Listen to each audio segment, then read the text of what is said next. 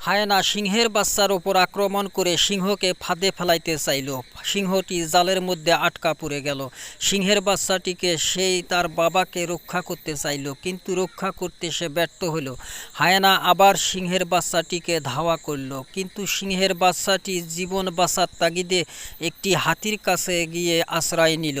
হাতিটি তার জীবন বাঁচার তাগিদে সুর দিয়ে তাকে মাথায় তুলে নিল। আপনারা দেখতে পাচ্ছেন হাতিটি এই যে মাথায় তুলে নিচ্ছে এবং হায়েনাকে তাড়িয়ে দেওয়ার চেষ্টা করতেছে, এবং হাতিটি সিংহের বাচ্চাকে নিয়ে সেই সিংহের কাছে গিয়ে সিংহকে বিপদ থেকে রক্ষা করলো, জালটি সরিয়ে দিল।